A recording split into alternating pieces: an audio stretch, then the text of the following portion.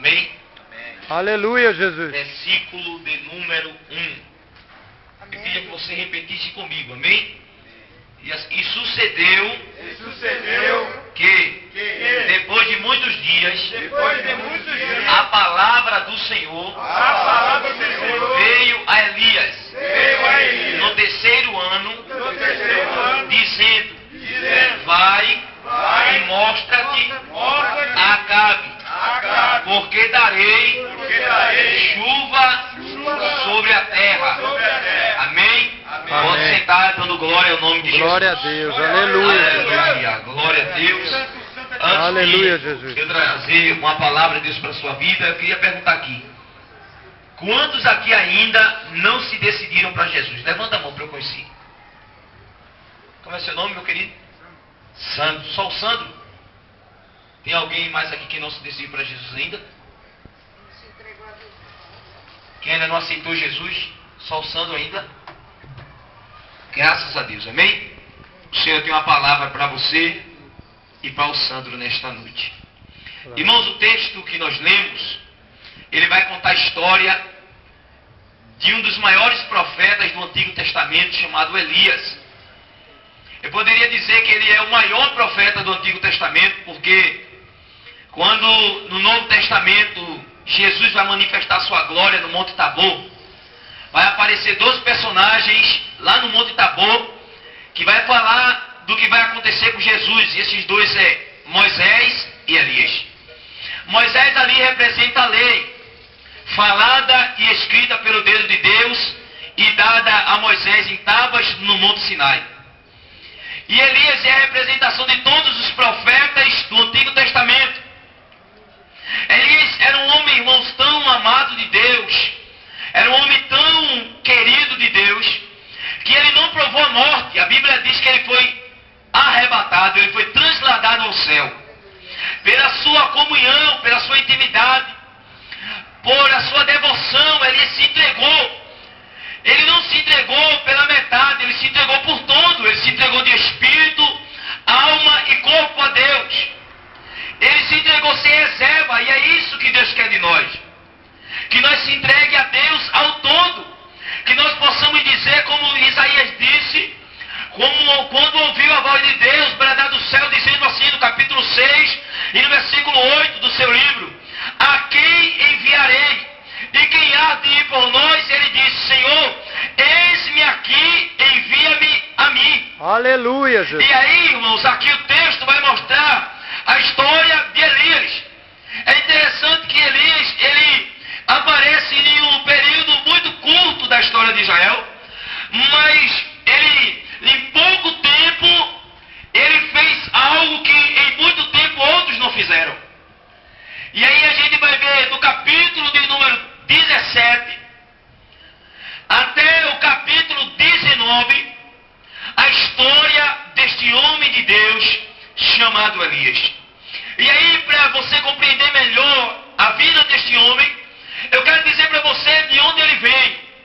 Ele vem de um bairro, eu posso dizer assim, de uma aldeia chamada Tisbe, que ficava dentro dos territórios de uma cidade chamada Gileade.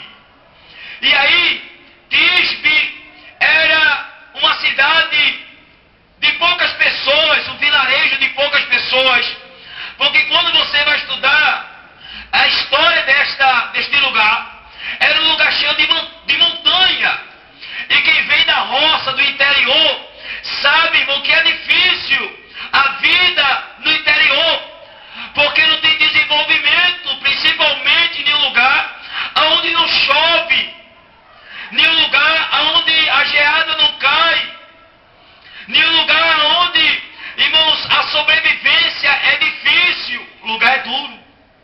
Elias vem de um lugar onde há muitas rochas, muitas montanhas, muitas pedras, e a gente vai ver, irmãos, as características de Elias através também até das roupas que ele usa, porque a Bíblia dá classificação disso, que ele usa pele de camelo e cinto de couro.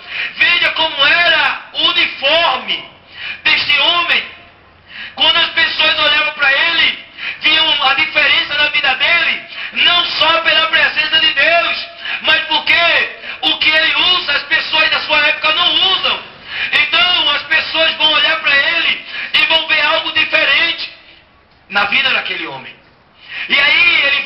aparecer no cenário bíblico em um período muito difícil da história de Israel. Porque no período que Elias ele vai aparecer na Bíblia, é em um período onde o pecado está generalizado na nação. Elias vai aparecer em um período onde a violência ela não tem limites. Elias vai aparecer em um período onde cometer atrocidades, idolatria é coisa normal, é coisa banal do dia a dia. E aí Deus vai levantar este homem para mudar o cenário da sua nação através da sua vida e da palavra de Deus. Porque, irmão, está escrito em Hebreus capítulo 4, versículo 12, que a palavra de Deus, ela é viva e ela é eficaz. Ela é mais penetrante do que uma espada de dois gumes, que penetra a divisão da alma, do espírito, juntas e medulas, e ela é apta para discernir a intenção do coração do homem. Sabe o que a Bíblia está dizendo? A palavra de Deus, ela própria está se interpretando, dizendo que ela é tão poderosa, que não há coração duro, que não há vício, que não há pecado, que ela não possa e não perdoar, transformar, lapidar, regenerar, fazer nascer de novo. Irmãos, a palavra de Deus é tão poderosa que Deus pega eu e você, irmão, da lata do lixo, do meio do monturo, do entulho. Ele nos dá um banho com a sua palavra, Ele nos lava com a sua palavra, Ele nos purifica com a sua palavra, Ele nos santifica com a sua palavra. E quando nós saímos aí fora, a sociedade que nos rodeia, o mundo que nos rodeia, as testemunhas que de perto nos observa, passa a colocar a mão na cabeça e dizer o que aconteceu com ele, o que aconteceu com ela. Foi a causa de recuperação? Não, foi a palavra de Deus, porque ela é poderosa para mudar a nossa vida. Se você crê, levante sua mão e glorifica Jesus. Aleluia. Jesus, aleluia. Ela é poderosa, irmão. Toma nas tuas mãos. Essa palavra é poderosa. E aí Deus vai levantar esse homem em um período de idolatria, em um período de engano, porque no período que ele vai ser levantado, está reinando sobre a casa de Israel um homem chamado Acabe. Acabe naquele período era o rei de Israel, e Acabe, por aliança política, ele vai casar com a filha de um homem chamado Etibaal, que era rei dos Sidônios e Tírios na época. E aí, com aliança política, para não haver guerra entre as nações, Etibaal, ele vai dar a sua filha para casar com Acabe. E aí, a Bíblia diz que através desse casamento, irmãos, que tinha objetivo político, mas por outro lado, o diabo estava com a intenção de implantar no governo de Israel a idolatria, a bruxaria, a feitiçaria. Irmãos, fazer o que ele queria. Acabe aderiu à vontade do adversário, casou-se com Jezabel. Quem era Jezabel? Era filha de Etibaal, a única filha, porque Etibaal não teve filho, ele só teve filha, e a única filha que ele teve era Jezabel. E como esse homem, além de ser rei, ele era sacerdote de Baal, e aí, como ele só